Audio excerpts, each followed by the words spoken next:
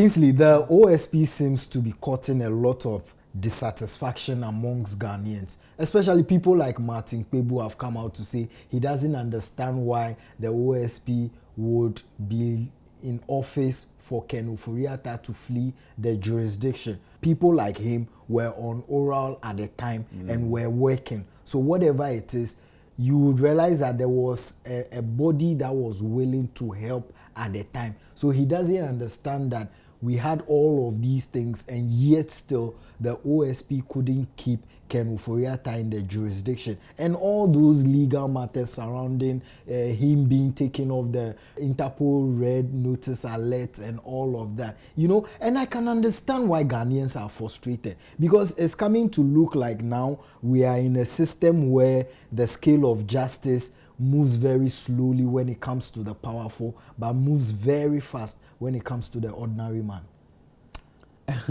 Okay, let me quickly disagree with lawyer Martin Kpebu. Okay. Because I'm not sure it's the OSP's duty to keep Ken Ofori Atta in Ghana. No. Okay. Because but it was his duty to make sure he was, you know, he accounted for what he's been accused. That he has investigated and he can officially say he can charge Ken Ofori Atta with something.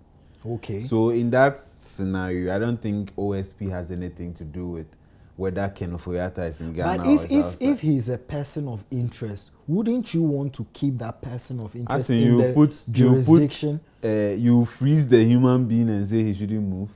There's no law that can do that. No, until you officially charge someone for something he has done wrong, you can't.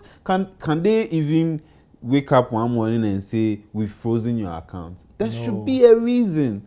And that time, I think OSP didn't have all his facts ready. Okay. So we can't really put it on OSP. Okay. However, we can talk about it now, where he is outside of the jurisdiction and we want to bring him in. But from what the Deputy Attorney General came to tell us, he's saying that it's the OSP that's delaying the process. So that's when we can lay the blame fully and squarely at the doorstep of the OSP. But whether or not the OSP was supposed to keep Ofori Atta here, we can't for sure say that. Because right now, what we are dealing with, to be fair, I don't even understand what's happening. Wait. Yes, because one person cannot hold the whole nation to ransom, and without him, we can't proceed with anything unless Ken Ofori Atta comes here. Okay. Is that what we are saying? I see. Where exactly are you going with this? What I'm going... See, there's a law in our constitution that says Ken Ofori Atta can come to Ghana today.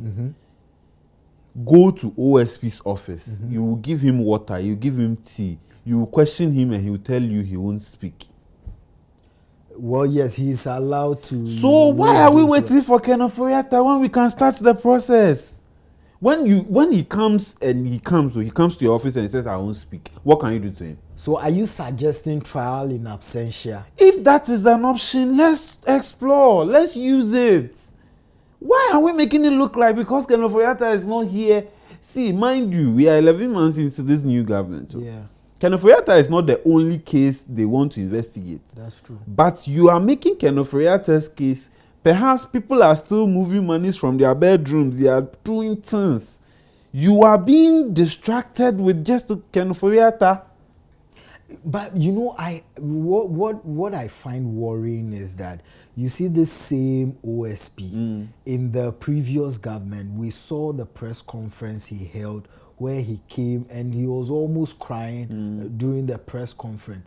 And me, I understand that, okay, this is a man who wants to work, but the government of the day is stifling him and not allowing him to work. But in a case like this government that has shown clearly that they are interested in these corruption cases and interested in the office of the Special Prosecutor. So I get the sense that he is no longer in an environment that won't allow him to work. So for someone to cry at a presser and only for us to have a government that is willing to prosecute corruption, and then now when we are presented with that opportunity as a nation, you hear the Attorney General and the OSP saying that dockets that must move from OSP to Attorney General is not coming in, and hence we cannot extradite Ken Ofori Atta and all of that. It's simple. Like, the OSP does not want to share his glory with anybody. oh, come on. Yes. No matter how you look at it, it is self-glorification for the people in power right now, whether OSP, whether Attorney General, whether Deputy Attorney General. To him, I have started my case. Leave me to finish and follow through with my case. Don't come and take over midway and take all the shine. Because on one hand, Ghanaians are telling OSP that he's not doing anything. They are not seeing anything. Yeah. So now that he's taking the action to, you want to take the glory from him. Why are you like that? So this is glory preservation. That is how I see it. Because right now he feels like, I've started my case. You want to take him midway, and then when the prosecution starts, they'll say, when the Attorney General came in, that was when the thing was moving forward. So we are, no matter how you look at it, there's power play going on that we are not seeing. Because, like you mentioned, they were accusing the OSP of not doing his work fully under the previous government. Yes. Now that he has the power to do it too, there are a lot of hindrances here and there. But what the last thing he would do is to hand over his docket to you. What does that even mean? We would come here and say he's incompetent because when Attorney General took over from close that case, the Attorney General has closed the deal. Okay. We will come back and make that conclusion again. So he's not ready to give up. Wow. Yes. But shouldn't we be interested in the nation first? Because the nation's interest should trump over every other interest, be it your glorification or whether, the Ghanaians who say that I am not doing the office would have to account for the things they've done over the years. He has a 7-year mandate as a special prosecutor. Yes. Already we are all saying, in fact, not we are all, most people are saying that we have actually pumped money into this organization and we've not really seen real results. Right. And this is opportunity to shine because he has 3 years left? Maybe 4. And he wants to prove to us that, see, the past is not the present. But now that I have the power to do my thing too, you want to come and take the shine. I won't share it with you. And this whole thing of, if you talk about the special prosecutor, then you are invited. If you talk about the special prosecutor, then you are invited. Like, what is that? And you want to intimidate somebody like Martin Kpebu, who has taken a whole country to court and won. Bro, like twice. We have Martin Kpebu 1, Martin Kpebu 2. He's the reason why, even if you've committed murder, you can be granted bail. Such a person, a constitutional lawyer like Martin Kpebu, talks and you want to do skirmishes. It's interesting. I really want to know how that one ends. But to be fair, I think the OSP is doing his best. Okay. I just don't like the fact that he wants Ken Ofori Atta. If you look at the exchanges between the OSP and the Ken lawyers, I didn't understand what was happening. Yeah. Because the same constitution gives Ken Ofori Atta the right to come to Ghana today and not talk to you. So take him to court. Let the court even issue a bench warrant, even if there's something like that. If you go through all the processes and he's not coming, just try him in absentia. Right. People like Imani, the president of Imani, frankly, Kujo, he's saying, he's begging Ken Ofori Atta, his good friend, that if he knows he is innocent, he hasn't done anything wrong, then he should just show up and then defend his good name. The Ofori Atta name is very big.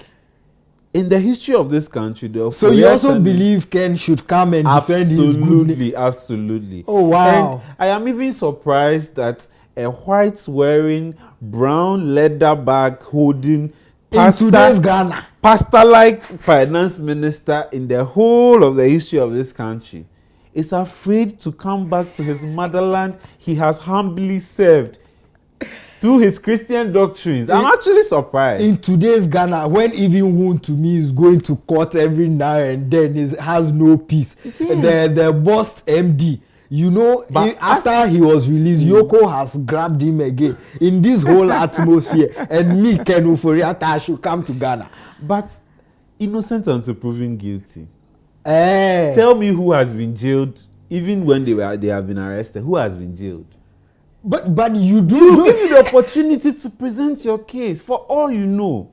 When Ken Ofori Atta hasn't done anything wrong. When I'm hearing issues like Victor Solomé has been jailed before, and that this will not be the first finance minister that would be jailed and all of that, in all this atmosphere, you still think if I were Ken Ofori Atta, I should come back? But you not coming back means that you've accepted you've done something wrong. But that is not what we are saying. Could it be the case that probably it could be witch hunting, in the name of witch hunting, so I fear to come back? That is the more reason why you have to come back, because if I have done nothing wrong, even if I'm on a stretcher in an emergency room, I'll still come with my oxygen on because I want to clear my name. If you know you've not done anything wrong and they said you've done something wrong and twice there, you can actually use the traditional means to make sure you deal with people who are accusing you wrongly. But if you know you've done it too, then it means that you staying abroad and not wanting to come back means that you've actually accepted the fact that you've done something wrong and you're afraid you'll be found guilty. Did you see how Gifty Owari, when she was accused of doing wrong things at National Service Authority, she was still working. Through her lawyers, she wrote a whole press release, a letter to us telling us how she's not in the country and that she will show up. She was facing the government with her full chest. I think if Gifty Owari sees this, we will tell you, please calm down. My case is still pending. No, I'm just saying that if you are confident about the fact that you've not done anything wrong, you are supposed, because we are practicing democracy. So the fact that you have been accused, but we've seen a lot of people being accused and it doesn't end anywhere.